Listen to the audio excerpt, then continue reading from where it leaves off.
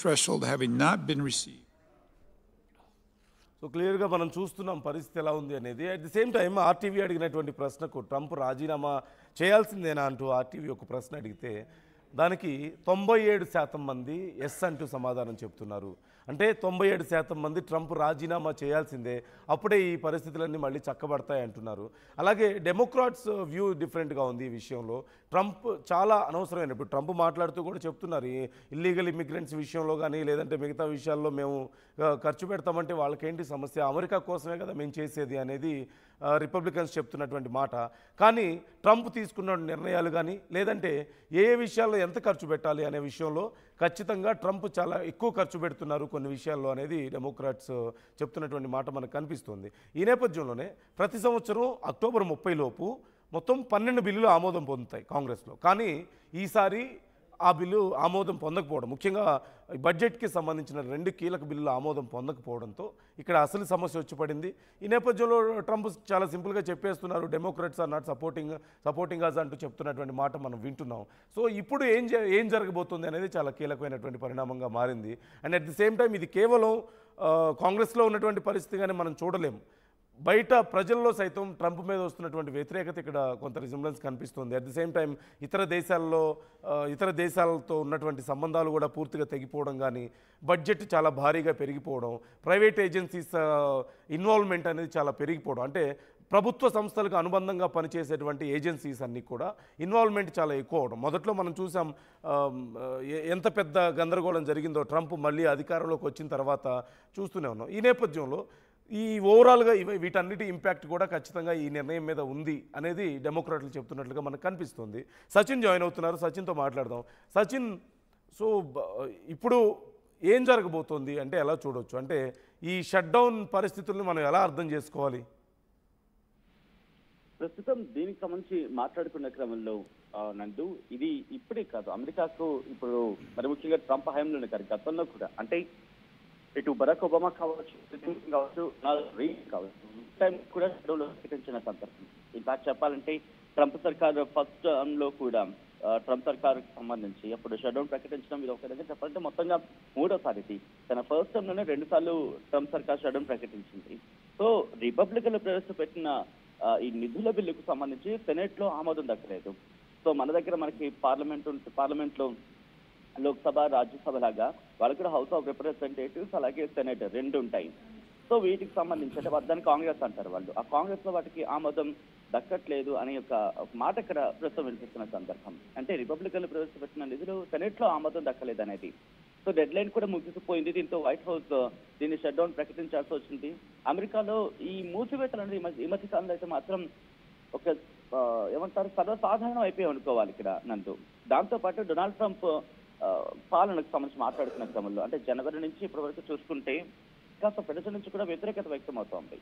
అంటే ప్రభుత్వం అధికారంలో ఉన్న సమయంలో ఓసారి అత్యధికంగా 35 రోజుల పాటు షట్ డౌన్ కూడా విధించిన సందర్భం. ఇది 2018లో జరిగింది. అమెరికా చరిత్రలోనే ఒక విధంగా చెప్పాలంటే సుదీర్ఘమైంది ఇది. ట్రంప్ సర్కార్ కన్నా ముందు బిల్ క్లింటన్ ప్రభుత్వం కూడా షట్ డౌన్ రికార్డు ఉంది. బిల్ క్లింటన్ దేశ అధ్యక్షుడిగా ఉన్న టైంలో 1995లో ఆ టైంలో ప్రభుత్వాన్ని ఏకంగా 21 రోజుల పాటు మూసేసిన సందర్భం. ఇక క్లింటన్ ఫస్ట్ టర్మ్ లో హౌస్ తో పాటు సెనెట్ లో కూడా రిపబ్లికన్ ఆధిపత్యం అప్పుడు ప్రదర్శించిన సందర్భం ఉంది. అంటే భారీ బడ్జెట్ ను పాస్ చేయాలని భావించినప్పటికీ కూడా మెడికేర్ ఖర్చులను తగ్గిస్తూ ఇతర అంశాలకు వాళ్ళు ప్రాధాన్యత ఇచ్చారని కూడా చెప్తూ ఉంటారు.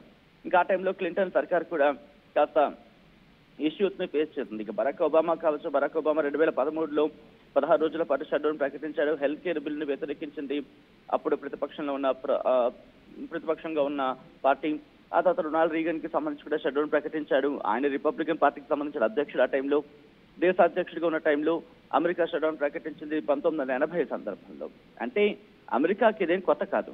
బట్ ఇప్పుడు అసలు సమస్య ఏంటంటే దీని నుంచి ఎలా బయటపడుతుంది అనేది. ఎందుకంటే అందరి తీరు వేరు, ట్రంప్ తీరు వేరు. ఇది ప్రస్తుతం మాట్లాడుకుంటున్న పరిస్థితి.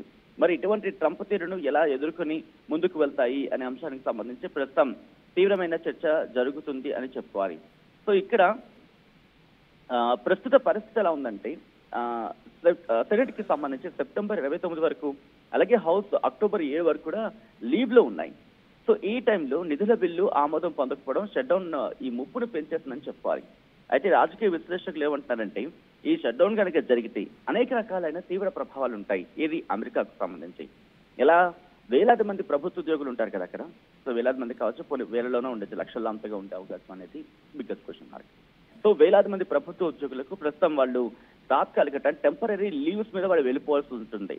ఇక్కడ రెండు విషయాలు నేను చెప్పే ప్రయత్నం చేస్తున్నాను. దాంతో ఒకటి, ఇక్కడ టెంపరీ ఎంప్లాయీస్ ప్రభుత్వ ఉద్యోగులకు సంబంధించి ఈ టెంపరీ లీవ్స్ మీద వెళ్ళిపోతారు కదా, అంటే వెళ్ళిపోవడం వాళ్ళందరూ వాళ్ళు వెళ్ళిపోతున్నారా, పంపిస్తున్నారా, ఇది విషయం పక్కన పెడితే వాళ్ళకి ₹1 కూడా రాదు. అంటే ఒక జీతం అంత వాళ్ళకి ₹1 కూడా రాదు ఇక్కడ. కానీ ఇదే చట్టసభ సభ్యులకు మాత్రం డబ్బులు వస్తాయి. అది ఎలా అనేది నేను తర్వాత చెప్పే ప్రయత్నం చేస్తాను. ఫస్ట్ ఈ ప్రభావాల గురించి మాట్లాడుకుందాం. సో ఇక్కడ నేషనల్ పార్కులు కావచ్చు, మ్యూజియంలు కావచ్చు, వాటిని మూసేస్తారు. దాంతోపాటు గవర్నమెంట్ ఆఫీసెస్ వాళ్ళు అందించే సర్వీసెస్ కావచ్చు, లేకపోతే వీసా, పాస్పోర్ట్ ఆఫీసెస్ ఉంటాయి ఇక్కడ, వీటి మీద కూడా వాటి ఇంపాక్ట్ ఉంటుంది. దీంతో పాటు షట్ డౌన్ వల్ల ఆ దేశ ఆర్థిక వ్యవస్థ, వాళ్ళ ఫినాన్షియల్ పవర్ ఉంటుంది కదా, లేకపోతే ఫినాన్షియల్ సిస్టమ్ ఉంటుంది కదా, అది కాస్త మందగించే అవకాశం ఉంటుంది, మందగించే ప్రమాదం కూడా ఉంటుంది. ఎలా అంటే అక్కడ బిజినెస్ కావచ్చు, స్టాక్ మార్కెట్ల మీద ఇది తీవ్రమైన ప్రభావాన్ని చూపించవచ్చు అనేది వినిపిస్తున్న మాట. అసలు ఈ షట్ డౌన్ అంటే ఏంటి అనేది ఒకసారి నేను చెప్పే ప్రయత్నం చేస్తాను. షట్ డౌన్ అంటే ఏం లేదు, అమెరికా ప్రభుత్వంలో వాళ్ళు నిర్వహించే కార్యకలాపాలు ఉంటాయి కదా, ఆ కార్యకలాపాలకి సర్టైన్ అమౌంట్ నిధులు కనుక అందుబాటులో లేవనుకున్నప్పుడు అప్పుడు వచ్చే, ఒక విధంగా చెప్పంటే అత్యయిక పరిస్థితి అని చెప్పుకోవచ్చు. అంటే not exactly emergency situation, but ఒక కైండ్ ఆఫ్ అటువంటి పరిస్థితి మాట. సో ఈ నేపథ్యంలో ప్రతి ఫినాన్షియల్ ఇయర్ స్టార్టింగ్ లో, అంటే అక్టోబర్ 1 కన్నా ముందు అమెరికన్ కాంగ్రెస్ బడ్జెట్ ని ఆమోదించాలి. కాంగ్రెస్ అంటే వాళ్ళ సెనేట్ అలాగే హౌస్ ఆఫ్ రిప్రజెంటేటివ్స్, వాళ్ళు ఈ బడ్జెట్ ని ఆమోదించాలి. ఒకవేళ బడ్జెట్ ఆమోదం పొందకపోయినా, లేకపోతే టెంపరీగా నిధుల బిల్లు కూడా ఒకవేళ ఆమోదం లభించకపోయినా, నిధులు లేని కారణంగా, నిధుల లేమి అంటూ ఉంటాం కదా, అంటే నిధుల కొరత కారణంగా అనేక ప్రభుత్వాల ఏజెన్సీలు కావచ్చు, లేకపోతే సర్వీసెస్ కావచ్చు, వాటిని ఏంటంటే టెంపరీగా క్లోజ్ చేసేస్తారు. దీనివల్ల ఒక కైండ్ ఆఫ్ ఎమర్జెన్సీ సిచ్యువేషన్ వచ్చేస్తుంది.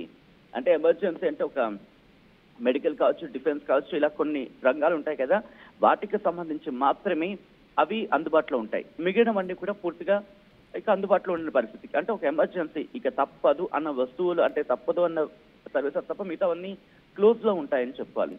అయితే వీటి పరిష్కార మార్గాలు ఏంటి అనే విషయం గురించి మాట్లాడుకుంటే, సెనేట్ కావచ్చు, హౌస్ ఆఫ్ రిప్రజెంటేటివ్స్ వీళ్ళు వెంటనే సమావేశమై నిధుల బిల్లును ఆమోదించాలి అనేది ఒక వినిపించే మార్గం. దీంతో పాటు రాజకీయ వర్గాలు, అంటే పొలిటికల్ గా మనం చూస్తూ ఉంటాం కదా, ఎందుకు జరుగుతోంది అసలు ట్రంప్, అంటే రిపబ్లికన్లకు అలాగే డెమోక్రాట్లకు మధ్య ఉన్న ఆ బిల్లుకు సంబంధిత ఇష్యూస్ ని సాల్వ్ చేసుకోవాల్సిన పరిస్థితి ఉంటుంది. సెలవుల ప్రక్రియను ఆలస్యం చేసే అవకాశం ఉంది కాబట్టి ఇంపాక్ట్ చూపించుకుంటా త్వరగా అడుగులు వేయాల్సి ఉంటుంది. ఎందుకంటే ఇప్పుడున్న ఈ పొలిటికల్ సినారియోస్ లో రెండు పార్టీల మధ్య ఏకాభిప్రాయం కుదరదు అనేది చాలా క్లియర్ కట్ గా వినిపిస్తోంది. ఒకవేళ కుదిరితే కనుక షట్ డౌన్ ముప్పు అనేది త్వరగా దీని నుంచి బయటపడడం సాధ్యమవుతుంది. సో ఇది బహుశా చరిత్రలో ఇంకొక సుదీర్ఘమైన షట్ డౌన్ గా వెళ్ళిపోయినా పెద్దగా ఆశ్చర్యపడవలసిన అవసరం లేదు. ఎందుకంటే బహిరంగంగానే ఇక్కడ రిపబ్లికన్ల మీద డెమోక్రాట్లు ఒక విధంగా చెప్పాలంటే నిప్పులు చెరుగుతున్న సందర్భం ఉంది. కాబట్టి ఇది అంత వేగంగా కొలుపుకొచ్చే అవకాశం కనిపించట్లేదు. ఎందుకంటే కనుక ఇది పార్టీల మధ్య విభేదం కన్నా ట్రంప్ మీద ఒక పర్సన్ మీద, ఎందుకంటే గతంలో కూడా చూసాం రిపబ్లికన్లు అలాగే డెమోక్రాట్లకు మధ్య విభేదాలు వచ్చినప్పుడు కొన్ని సందర్భాల్లో ఒక వేదిక మీదకి వచ్చి, లేకపోతే ఒక స్టాండ్ తీసుకుని మాట్లాడిన సందర్భాలు గతంలో కోకొల్లలేని చెప్పుకోవాలి. కానీ ఇప్పుడు ఉన్న పరిస్థితుల్లో అది సాధ్యమేనా అంటే కనుక ఇప్పుడున్న పరిస్థితుల్లో మాత్రం కాస్త కష్టంగానే చెప్పుకోవాలి. బట్ మీకు ఇందాక నేను అన్నాను, ఒకవేళ ఇటువంటి సినారియోస్ లో, అంటే ఇటువంటి పరిస్థితుల్లో కనుక అంటే ప్రభుత్వ ఉద్యోగులకు డబ్బులు ఇవ్వరు, కానీ చట్టసభ సభ్యులకు, అంటే అక్కడుండే వాళ్ళ మనం ఏమంటాం, అక్కడుండే రాజకీయ నేతలు కావచ్చు, లేకపోతే ఎలక్టెడ్ మెంబర్స్, వాళ్ళకి మాత్రం జీతాలు ఇస్తారట. ఎలా అనేది మాట్లాడుకునే ప్రయత్నం చేద్దాను నందు. ఎందుకంటే ఇక్కడ అమెరికా సర్కారు క్లోజ్ అయిపోతుంది. మరి ముఖ్యంగా రిప్రజెంటేటివ్స్ వాళ్ళకి మాత్రం డబ్బులు ఆగవు. ఎలా ఆగవు అనేది మనం మాట్లాడుకునే ప్రయత్నం చేస్తాం. ఎందుకంటే అక్కడ ఫండింగ్ కి సంబంధించి బిల్లుకు ఆమోదం దక్కకపోవడంతో ఇవాళ షట్డౌన్ ప్రకటించింది. కానీ ప్రభుత్వ ఉద్యోగులకు డబ్బులు అందకపోయినా వీళ్లకు మాత్రం డబ్బులు ఎలా వస్తుందనే అంశానికి సంబంధించి మాట్లాడుకునే క్రమంలో ఫెడరల్ ట్రెజరీ నుంచి కాకుండా మరో ఫండ్ నుంచి ఈ చట్టసభ ప్రతినిధులకు డబ్బులు, అంటే పే చెక్స్ అనేవి ఇవ్వడం జరుగుతూ ఉంటుంది నందు. అంటే చట్టసభ ప్రతినిధులకు అమెరికా రాజ్యాంగం ఆ ప్రొటెక్షన్ ఇచ్చింది.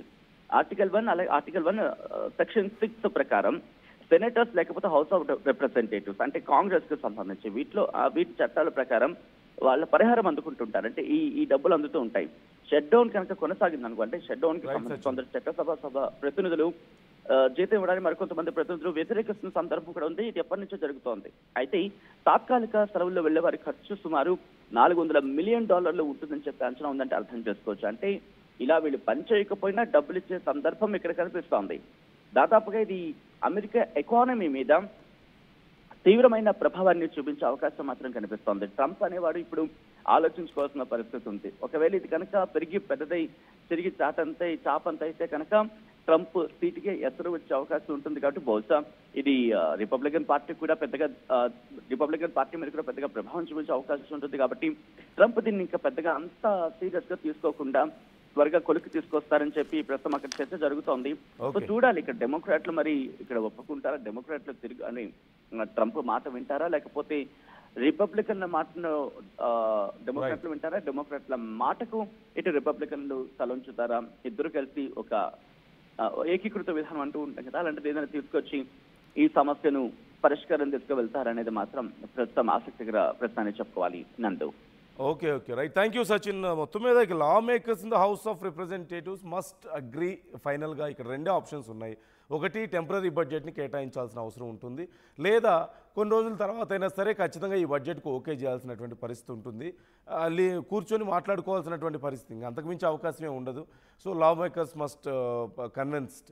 సో ఇప్పుడున్న పరిస్థితుల్లో ఖచ్చితంగా కొన్ని రోజుల పాటు షట్ డౌన్ ఉండే అవకాశం క్లియర్గా కనిపిస్తోంది.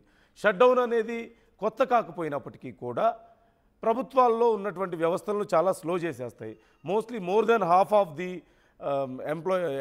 ది ఫెడరల్ ఎంప్లాయీస్ లీవ్స్ మీద ఉంటారు. కాబట్టి most of the services will slow down. ఇది ప్రజలకు చాలా ఇబ్బందికరమైనటువంటి పరిణామమే, వ్యవస్థకి చాలా ఇబ్బందికరమైనటువంటి పరిణామమే.